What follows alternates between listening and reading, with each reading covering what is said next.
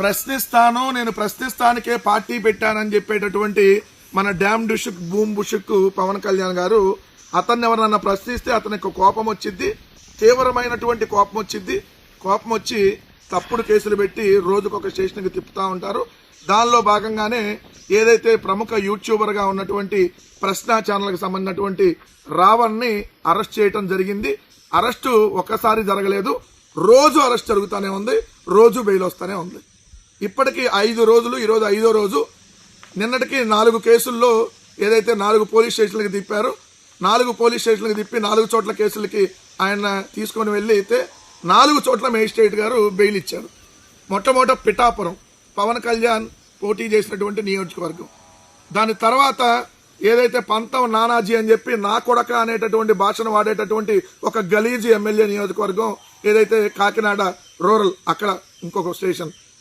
మచిలీపట్నం ఎంపీగా ఉన్నటువంటి బాలశౌరికి సంబంధించి మచిలీపట్నం 3వ స్టేషన్. 4 సాక్షాత్తు హోంమంత్రి అనిత గారి నియోజకవర్గం పాయకరావుపేట. ఈ 4 అయిపోయినాయి. ఇప్పుడు ఏలూరు పోలీసులు అరెస్ట్ చేసినట్టుగా తెలుస్తుంది 5వ కేసుకు సంబంధించి. 4 కేసుల్లో వరుసగా బెయిల్ వచ్చింది. మళ్ళీ ఇప్పుడు 5వ కేసు, దీంతో బెయిల్ వస్తే మళ్ళీ 6వ కేసు, దీంతో బెయిల్ రాగానే మళ్ళీ 7వ కేసు. అంటే ప్రశ్న రావణ్ని చంపేయాలనేటటువంటి ప్రయత్నం ఏమైనా జరుగుతుందా అనేటటువంటి అనుమానాలు కలుగుతా ఉన్నాయి. ఎందుకంటే మనకు తెలుసు ఏదైతే ఈ ప్రభుత్వాన్ని ఎవరైనా ప్రశ్నిస్తే వాళ్ళ మీద తప్పుడు కేసులు పెడతారు.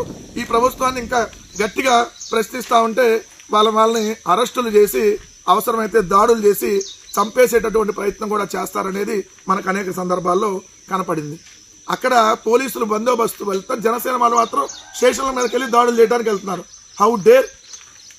హోంమంత్రి గారు మీ నియోజకవర్గంలో కూడా జనసేన వాళ్ళు ఏదైతే వెళ్ళి రావణ్ మీద ఏదైతే తిరగబడుతున్నారు, రావణ్ చంపేయడానికి వచ్చారు.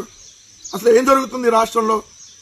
ఇంత జరుగుతూ ఉంటే ఈ సిగ్గులైనటువంటి ఇంకో మంత్రి, ఈ పేరు దుర్గేష్, పర్యాటక శాఖ మంత్రి పేరుకి నోరు తెరిస్తే గాలి మాటలు తప్ప ఒకటి మంచి మాటలు ఉండవు.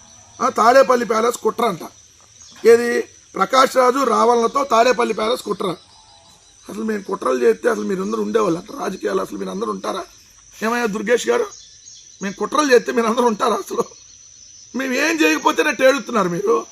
మేము నిజంగా కుట్రలు చేస్తే ఏది ఆడో ఉన్న ప్రకాష్ రాజు గారిని ఎక్కడో ఉన్న రావణ్తో కలిపి మేము కుట్ర పడాలా?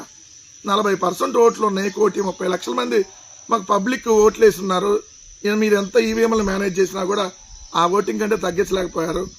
సింగిల్ లార్జెస్ట్ పార్టీగా ఉన్నాం. 1,00,00,000 మందితో మెడికల్ కాలేజ్ సంతకాల సేకరణ చేశాం. సో మేము కుట్ర పడినది వాళ్ళిద్దరూ అంటే ప్రకాష్ రాజు గారు ఏదైతే రావాలంతో మేము కుట్ర పడినామంటే వాళ్ళకి డబ్బులు ఇస్తున్నామంట. మేము కొద్దిగా సిగ్గుందా? మీ పవన్ కళ్యాణ్ ప్యాకేజీలు తీసుకొని అమ్ముడు పోతాడని చెప్పి అందరూ అట్టానే ప్రకాష్ రాజు కూడా అమ్ముడు పోతాడా? మీ పవన్ కళ్యాణ్ నెలనా టీడీపీ వాళ్ళకి ఏదైతే బూట్లు దుడుతాడు కాబట్టి ఏదైతే అందరూ అలా వచ్చి దుడుతారా? అన్ని పార్టీల వాళ్ళకి ఉండదు కదా. అట్లా డబ్బులు ఇస్తే ఏ పనైనా చేస్తాడు కాబట్టి పవన్ కళ్యాణ్ అందరూ వచ్చి ఆ పనులు చేయరు కదా. కుట్రలంట. ప్రశ్నిస్తే సమాధానం చెప్పలేనటువంటి చేతగానటువంటి దద్దమ్మలయ్యా మీరు. దమ్ముంటే ప్రశ్నించే దానికి సమాధానం చెప్పండి. సుగాలి ప్రీతి గారికి ఎందుకు న్యాయం చేయలేదంటే సమాధానం చెప్పండి.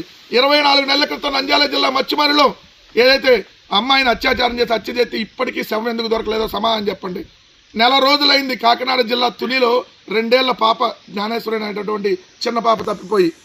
ఇప్పటికీ పోలీసులు కూడా చేతులు ఎత్తేస్తే వాళ్ళ తండ్రి పోస్టర్లు అంటిస్తున్నాడు, వెళ్ళి నా కూతురు ఆచూకీ ఎక్కడుందో చెప్పమని. సో ఇది పరిస్థితి. వీటికి అడిగితే సీజ్ ద షిప్ పోయింది, బియ్యం పోయింది, పవన్ కళ్యాణ్ పోయాడు. ఎందుకు పోయాడు? ఎందుకు సీజ్ ద షిప్ సీజ్ కాల అడిగితే ఇదిగోండి కుట్రలు. ఇదండి ప్రజలు కూడా గమనించండి. ఈ ప్రభుత్వం ఎంత దాష్టికానికి పాల్పడతా ఉందో, ప్రశ్నించిన వాళ్ళని చంపేయటానికి వెనకాట్టలేదనేది మరోసారి ఈ తప్పుడు కేసులతో అర్థమవుతుంది. రావణ్కి ఖచ్చితంగా ప్రాణహాని ఉంది అనేది క్లియర్గా మరోసారి స్పష్టమవుతుంది. ఒకవేళ రిమాండ్కి కానీ వెళ్తే ఆ జైల్లోనే చంపేటటువంటి కుట్ర జరుగుతుందనేటటువంటి అనుమానాలు రోజు రోజుకి ఈ తప్పుడు కేసులు చూస్తూ ఉంటే, కేసుల మీద కేసులు చూస్తూ ఉంటే క్లియర్గా రావణ్ని కానీ రిమాండ్కి వేస్తే జైల్లో అతన్ని చంపేటటువంటి అవకాశం ఉందనేది స్పష్టంగా ప్రజలకు కూడా అర్థమవుతా ఉంది.